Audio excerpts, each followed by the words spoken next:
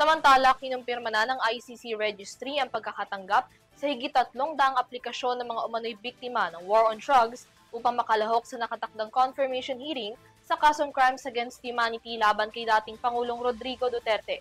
Ang bilang na ito maunti pa raw kung tutuusin sa dami ng mga biktimang gusto at handang tumayo sa harap ng korte upang ibahagi ang kanilang naging karanasan. Narito ang balita. Parte ng proseso ng gumugulong na kaso ni dating Pangulong Rodrigo Duterte, kinumpirma na ng ICC Registry ang pagkakatanggap sa Group C applications ng victim participation para sa pre-trial proceedings. Batay sa public version ng nasabing registry report, nakatanggap ang Victims Participation and Reparation section ng kabuang 303 application forms ng mga individual na nais kilalanin at tumayo sa korte bilang mga biktima ng War on Drugs campaign. Kung tutuusin, ang bilang na ito limitado pa sa kabuuang bilang ng war on drug victims na nais makalahok sa kaso. Siniguro ng VPRS na ang mga aplikante ay mayroong established identity, nakaranas ng pinsala mula sa kasong ipinupukol kay Duterte at mga drug war survivors na maaaring makapagbigay ng sapat at malinaw na impormasyon kaugnay ng kaso. Batay sa naturang report, nagpahayag ang mga biktima ng malalim na kagustuhan na makakuha ng hustisya at na mayorya sa mga ito ay handang ibahagi ang kanilang naging karanasan. Ayon sa VPRS, limited sample lamang ng Group C applications ang isinumite sa pre-trial chamber na naglalaman ng ilang bahagi ng salaysay ng mga biktima na maaaring maging basihan ng mga judge sa kaso.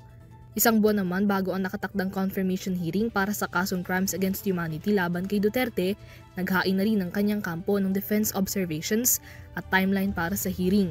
Batay sa public copy ng Defense Observations on the Organization of the Hearing on the Confirmation of Charges na isinumite ni Lead Defense Counsel Attorney Nicholas Kaufman, maglalaan ng defense ng 30 minuto para sa kanilang opening statement at 30 minuto rin para sa kanilang closing statement. Tinatayang aabot ng 3 hanggang 4 na oras ang inihandang oral presentation ng defense kung saan tatalakayin nila ang mga key legal issue kaugnay ng kaso ni Duterte. Sa nasabing dokumento, muli ring iginiit ng kampo ng dating Pangulo na walang kahit na anong criminal offense si Duterte at tapat lamang na nanunungkulan bilang Pangulo ng Pilipinas. Matatandaan na naaresto si Duterte noong Marso para sa kasong Crimes Against Humanity sa mga umano'y pagkasauwi kaugnay ng kanyang War on Drugs campaign. Nakatakda ang confirmation hearing ng kanyang kaso sa ika-23 ng Setyembre habang muli namang iniapila ng kanyang kampo ang hiling para sa kanyang interim release. Para sa EuroTV News, Mia Layagin sumasaludo sa bawat Pilipino.